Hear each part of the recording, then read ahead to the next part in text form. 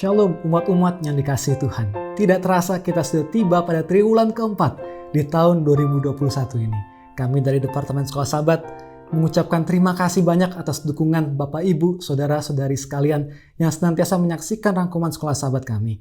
Doa pengharapan kami adalah bahwa ini dapat menjadi berkat bagi saudara secara pribadi dan banyak orang dapat merasakan kasih Allah melalui pelajaran-pelajaran Sekolah Sahabat kita yang sungguh luar biasa.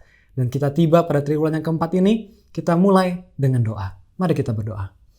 Bapa yang di surga, saat kami mempelajari kembali akan firman-Mu melalui pelajaran Sekolah Sahabat kami. Kami mengundang kuasa Roh Kudus untuk menerangi hati dan pikiran kami, berikan kami kerendahan hati dan lembutkanlah hati kami. Hikmat akal budi surga yang menyertai semua anak-anak-Mu dimanapun mereka berada, baik yang menyaksikan melalui smartphone mungkin, dari laptop, komputer, dari TV, dimanapun mereka berada, kiranya Engkau menyertai masing-masing anak-anak-Mu. Sehingga kiranya berkat-Mu boleh menjadi bagian kami melalui pelajaran Sekolah Sahabat ini. Di dalam nama Tuhan Yesus kami berdoa. Amin. Pada saat pemerintahan Raja Yosia di Yerusalem pada tahun 640 sampai 609 sebelum Masehi, seseorang mungkin pada saat sedang bekerja di dalam bait suci menemukan sebuah gulungan kitab. Lalu gulungan kitab ini diberikan kepada Raja Yosia. Saat Raja Yosia membacanya, ia tersentak, ia mengoyakkan pakaiannya. Kenapa? Karena dia mengetahui, dia mendapatkan bahwa dirinya dan bangsanya sedang tidak menuruti apa yang dikatakan dalam kitab tersebut. Lalu dia membuat sebuah reformasi besar-besaran pada dirinya dan juga untuk bangsanya. Dan kitab yang dikenal sebagai kitab perjanjian ini, inilah yang membuat reformasi tersebut. Kitab apa ini? Ini adalah kitab Ulangan. Kitab kelima dari Pentatuk. 5 kitab Musa yang Musa tulis, 5 kitab pertama dalam Alkitab kita. Ini diberikan setelah masa pengembaraan bangsa Israel 40 tahun di padang gurun saat mereka tiba di perbatasan tanah perjanjian. Mungkinkah saudara-saudara ada paralel saat ini bagi kita yang juga pada saat ini ada di perbatasan tanah perjanjian surgawi yang jauh lebih baik? Setiap kitab punya konteksnya masing-masing, budayanya. Kita harus mengetahui apa yang terjadi pada saat itu. Dan ya, konteks memiliki peran yang sangat penting. Dan kalau kita lihat kitab ini ditulis ribuan tahun lamanya, apakah budayanya masih dapat sama kita aplikasikan saat ini? Apakah ini masih relevan pada saat ini? Sepanjang triwulan ini, sepanjang 12 sahabat ke depan nantinya, kita akan melihat bahwa begitu banyak persamaan kita dengan bangsa Israel pada saat itu yang tertulis dalam kitab Ulangan. Akan banyak hal yang sama tentang apa yang harus kita lakukan dan apa yang kita alami dengan apa yang bangsa Israel pada saat itu alami dan harus lakukan. Dan itu sebabnya pelajaran kita sepanjang triwulan ini adalah tentang kebenaran zaman ini dalam kitab Ulangan. Karena itu masih relevan pada zaman ini. Dan untuk sahabat yang pertama ini, kita akan mempelajari tentang pengantar kitab Ulangan. Pengenalan akan kitab Ulangan. Kita akan mencari tahu terlebih dahulu apa backgroundnya kitab ini, apa konteks dari kitab ini. Dan kita akan membangun dasar untuk mempersiapkan kita untuk 12 sahabat berikutnya. Dan saat kita mempelajari tema-tema yang ada dalam pelajaran Sekolah Sahabat di dalam buku Ulangan, kita akan mempelajari tentang perjanjian kekal. Kita akan mempelajari tentang hukum dan kasih karunia. Kita akan belajar untuk mengasihi Allah dan mengasihi sesama manusia. Dan terlebih di atas semuanya itu, kita akan melihat kasih Allah melalui kasih karunia dengan mengaruniakan Yesus Kristus yang telah mati di kayu salib bagi kita masing-masing. Dan Ulangan tadi saya bilang bahwa Ulangan adalah buku kitab kelima dari Pentatuk, 5 kitab Musa. Artinya bahwa ada 4 buku sebelumnya. Dan kita akan memulai pelajaran kita sedikit demi sedikit, karena namanya Ulangan, artinya ini diulangi dari 4 buku sebelumnya. Dan kita akan pelajari. Dan kita akan meletakkan dasar kita dalam pelajaran yang pertama ini, dalam ayat hafalan kita. Sebuah ayat favorit saya secara pribadi, ayat yang begitu luar biasa. Barang siapa tidak mengasihi, ia tidak mengenal Allah. Sebab Allah adalah kasih. Ini kalimat yang hikmat manusia tidak bisa mengerti. Tata bahasanya saja salah. Allah itu sabar, itu kata sifat. Allah itu rendah hati, Allah itu mengasihi masih bisa masuk akal, tapi Allah adalah kasih. Ini bukan tata bahasa yang tepat. Tetapi begitulah dalamnya kasih Allah, karena Allah adalah kasih. Dan kita akan mendasarkan pelajaran kita pada ayat ini. Kita flashback kembali ke kitab yang pertama, kitab Kejadian.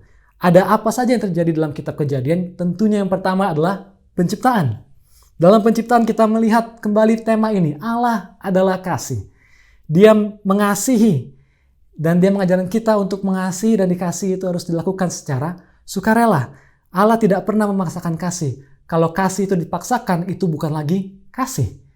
Pernahkah kita mungkin punya mainan yang kita berikan kepada anak-anak mungkin, atau saat anak-anak punya mainan boneka mungkin, atau sekarang ada banyak robot-robotan dalam bentuk peliharaan, anjing, kucing. Orang-orang bisa memelihara robot-robot tersebut. Tapi robot-robot tersebut tidak memiliki perasaan, bukan? Dan apakah kita dapat merasakan kasih mereka kepada kita saat kita memelihara robot-robot tersebut? Atau lebih baik kita memelihara hewan yang sesungguhnya, yang punya pikiran sendiri, yang sanggup untuk mengasihi majikannya? Bukankah itu yang lebih baik daripada sekedar punya sebuah robot mainan yang tidak punya perasaan? Walaupun mungkin hewan yang asli punya kecenderungan mungkin akan menggigit, atau mungkin akan merusak perabotan di rumah, atau mungkin akan buang air sembarangan. Tetapi walaupun itu semua, mereka dapat mengasihi kita kembali. Itulah konsep yang Allah inginkan. Allah adalah kasih. Dia ingin membagikan kasih-Nya, membuat kita merasakan kasih-Nya, dan Ia rindu agar kita kembali mengasihinya dengan sukarela, bukan dengan paksaan. Walaupun Dia tahu konsekuensinya bahwa ciptaannya tidak bisa jadi tidak mengasihinya kembali. Itulah yang terjadi kepada Lucifer. Dia adalah makhluk yang sempurna dikatakan, diciptakan oleh Allah yang sempurna di dunia yang sempurna. Apakah yang salah? Yang salah adalah apa yang dia pilih dalam hidupnya, apa yang dia pilih dalam hukum moralnya.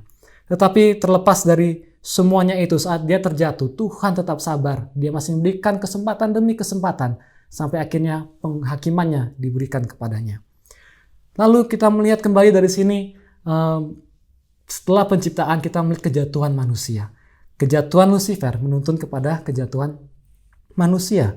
Dan Tuhan juga sabar saat Adam dan Hawa jatuh. Tuhanlah yang mencari mereka, bukan?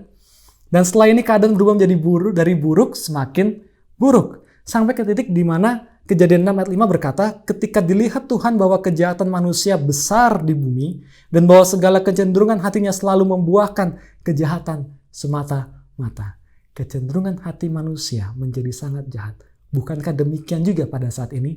Pelajaran kita menantang untuk mencatat apa yang ada timbul dalam hati kita sepanjang pekan ini. Dan baru hari ini, dalam berapa jam saja, begitu banyak hal-hal yang kurang baik yang muncul dari hati manusia ini secara pribadi. Itulah tantangan bagi kita untuk tidak menuruti kata hati kita, untuk berusaha untuk menyangkal diri dan mengikuti perintah Tuhan. Dan karena inilah menuntun kepada air bah. Kondisi manusia sudah sangat buruk. Pembinasaan ataupun penciptaan kedua harus dilakukan. Dan dalam hal ini pun Allah masih memberikan kesempatan yang cukup lama bagi orang-orang untuk bertobat. Tetapi nyatanya hanya 8 orang yang selamat. Dan berikutnya setelah air bah selesai, Tuhan berjanji tidak akan mendatangkan air bah kembali. Manusia mulai bertumbuh, tetapi mereka kembali jatuh ke dalam kesalahan yang sama. Mereka menjadi jahat dan semakin jahat. Lalu kita melihat setelah itu adalah panggilan Abram. Inti dari panggilan Abraham bukanlah untuk memberkatinya, tetapi lebih daripada itu untuk menjadikannya berkat bagi seluruh bangsa. Itulah yang selalu disampaikan oleh Rasul Paulus. Galatia 3:7 mengatakan, jadi kamu lihat bahwa mereka yang hidup dari iman, mereka itulah anak-anak Abram. Tidak ada bangsa-bangsa, semuanya satu di hadapan Tuhan. Dan kita melihat juga kehidupan Abraham, Ishak, Yakub bukanlah kehidupan yang sempurna. Kehidupan para bapa ini penuh dengan naik turun dan kesalahan-kesalahan juga yang cukup fatal. Tetapi dari semuanya ini kita dapat melihat bahwa Tuhan sangat sabar. Dan kejadian diakhiri dengan kisah Yusuf. Dan kalau kita bisa rangkumkan kitab Kejadian dalam satu kalimat yang universal, kita dapat setujui bahwa satu kalimat yang merangkumkan buku Kejadian adalah Allah adalah kasih. Lalu kita lanjut ke dalam Keluaran, di mana Allah membebaskan umatnya dari perbudakan di Mesir. Mulai dari tulah pertama sampai kepada pembebasan di Laut Merah. Sebuah pengalaman yang luar biasa. Kebinasaan bangsa Mesir dicatat dalam buku sekolah sahabat kita, ditekankan pada hari Rabu bahwa mereka yang meninggal dari anak-anak sulung di Mesir sampai kepada prajurit-prajurit yang meninggal di dasar laut, Allah menghakimi mereka dengan adil. Kembali, Allah adil dalam menghakimi. Dia selalu memberikan kesempatan. Dan ini adalah pengalaman yang luar biasa. Mujizat-mujizat yang dirasakan oleh bangsa Israel.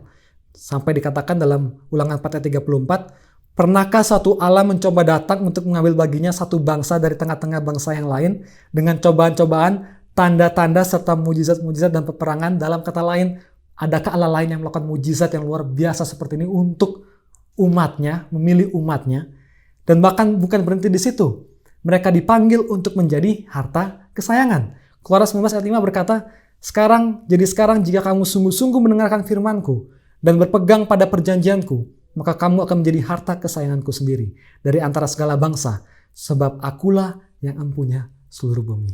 Kita harus perhatikan bukan karena kebenaran mereka, bukan karena mereka spesial atau mereka kudus, lebih kudus dari bangsa lain, tetapi hanya atas kasih karunia Allah dan atas kebenaran-kebenarannya. Dan kebenaran-kebenaran tersebutlah yang dituntut dari Tuhan untuk mereka turuti dan untuk mereka kabarkan kepada bangsa-bangsa di sekitar mereka dan untuk seluruh dunia.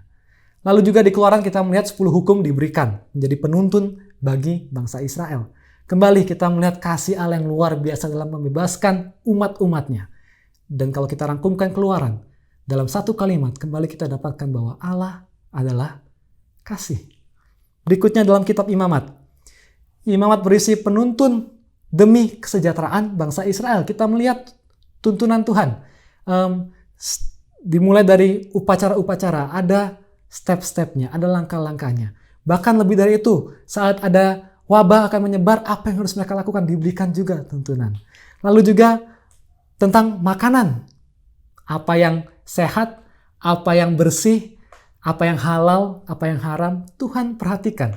Kita melihat di sini bahwa Allah adalah Allah yang memperhatikan kepentingan-kepentingan kita. Bahkan dalam hal yang kecil sekalipun. Dalam secara rohani, secara jasmani, secara mental, Tuhan peduli kepada umat-umatnya. Sekali lagi kita simpulkan kitab Imamat dengan satu kalimat. Allah adalah kasih. Berikutnya di kitab Bilangan, bangsa Israel, Musa disuruh untuk menghitung jumlah bangsa Israel. Apa gunanya? Mereka sudah hidup dalam perbudakan. Tidak ada sistem dalam perbudakan. Dan mereka menjadi suatu bangsa yang mandiri saat ini, diperlukan sebuah struktur yang rapi.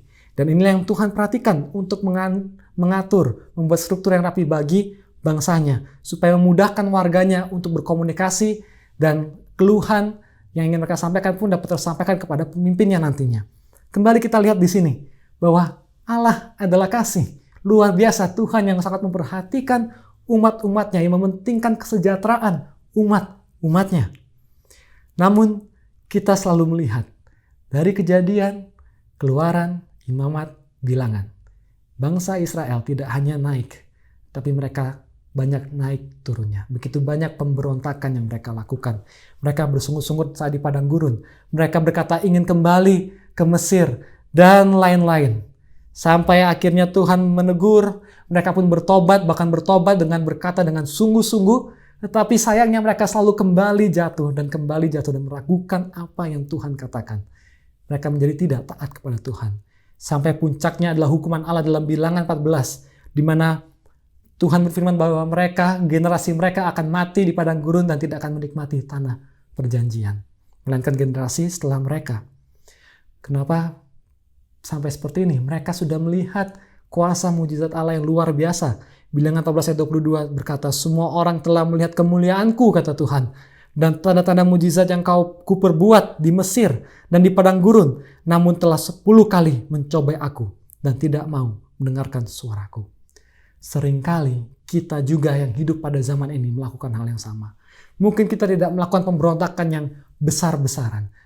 Tapi justru umat-umat Tuhan yang sudah sering melihat mujizatnya, pernah merasakan kuasanya, bahkan mungkin setiap hari merasakan kuasanya. Kita lihat sering memberontak dengan cara apa? Dengan cara tidak mempercayai apa yang Tuhan katakan. Saat kita tidak percaya apa yang Tuhan katakan, kita menjadi tidak taat. Sama seperti pengintai-pengintai yang ragu dapat menaklukkan tanah Kanaan dengan orang-orang yang luar biasa kuat. Tapi mereka, karena keraguannya, mereka melupakan bahwa Allah sudah berjanji bahwa mereka akan dapat menaklukkan bangsa tersebut. Mereka dapat menduduki bangsa tersebut. Mungkinkah kita juga saat ini ragu dengan firman Tuhan? Kita ragu, kita takut karena mungkin saya tidak berani meninggalkan pekerjaan saya yang membuat saya untuk tidak menuruti hukum-hukum Tuhan. Karena saya takut bahwa Tuhan tidak akan menyerahkan kerajaan, Tuhan tidak akan memeliharakan keluarga saya. Sedangkan Tuhan berkata, carilah dahulu kerajaanku dan kebenarannya. Semuanya itu akan kutambahkan kepadamu. Atau dalam banyak aspek kehidupan kita sering menjadi takut. Dan itu menyebabkan kita menjadi tidak taat. Karena kita melupakan apa yang Tuhan sudah katakan kepada kita. Oleh sebab itu, dalam kitab Ulangan, Musa mengetahui kebiasaan bangsanya ini. Dia mengetahui kebiasaan mereka untuk menjauh daripada Tuhan dan tidak menuruti perintah Tuhan. Ulangan dalam bahasa Greka, dalam Septuagint adalah kita ketahui sebagai Deuteronomy atau hukum yang kedua. Hukum dalam bahasa Ibrani adalah Torah, lebih dari sekedar hukum, tetapi itulah perintah, perkataan-perkataan. Dan kedua di sini bermakna pengulangan. Jadi artinya bahwa hukum atau perintah-perintah yang diulangi kembali. Dan dalam bahasa aslinya, dalam bahasa Ibrani adalah kata devarim atau perkataan-perkataan, atau inilah perkataan-perkataan. Mengacu kepada perkataan nubuatan Musa bahwa saat bangsa Israel menurut, maka Tuhan akan menepati janjinya. Dan kitab Ulangan ini menjadi bagian kita pada saat ini. Agar umat-umat Allah selalu diingatkan untuk tetap setia saat kita akan memasuki tanah perjanjian. Saat kita ada di perbatasan tanah perjanjian. Tuhan ingin mengingatkan kita melalui pelajaran sekolah Sabat Triwulan ini bahwa kita harus tetap setia. Kita diingatkan tentang apa yang harus kita lakukan saat ini. Kita diingatkan bahwa kita membutuhkan peringatan-peringatan tersebut untuk kita bisa tetap setia sampai kesudahannya. Dan agar kita tidak pernah melupakan akan kuasa Allah yang nyata dalam hidup kita.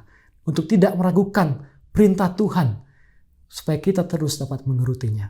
Dan terlebih di atas semuanya itu, agar saat kita menjalani kehidupan yang semakin lama mungkin akan semakin susah, sampai kepada masa kesusahan sekalipun, kitab Ulangan ini menjadi pelajaran bagi kita untuk selalu mengingat bahwa Allah adalah kasih.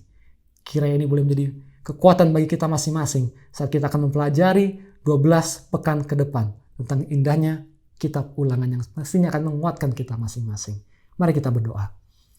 Terima kasih Bapa karena Engkau mengasihi kami, sehingga Engkau ingin mengingatkan kami melalui pelajaran sekolah Sabat saat ini tentang apa yang harus kami lakukan, menyadari untuk kondisi kami pada saat ini, agar kami boleh tetap siaga, tetap siap untuk menyambut kedatangan-Mu yang kedua kali ya Tuhan Yesus. Oleh sebab itu berikanlah kami kesetiaan, berikanlah kami ketaatan, dan buangkanlah setiap keraguan dalam hidup kami, agar kami boleh mengikuti setiap perintah-Mu. Apa yang Kau katakan akan kami lakukan, karena dalam melakukannya, sukacita dan sejahtera akan menjadi bagian kami masing-masing. Sungguh luar biasa Engkau Allah adalah kasih. Dan ajarlah kami selalu untuk mengasihi dan mengasihi sama kami manusia dengan sukarela. Kami mohonkan semuanya di dalam nama Tuhan Yesus, Juru Selamat dan Penebus kami. Amin. Jangan lupa untuk subscribe, like, dan share video ini boleh menjadi berkat bagi banyak orang. Sampai jumpa pada rangkuman sekolah Sabat pekan depan. Tuhan memberkati.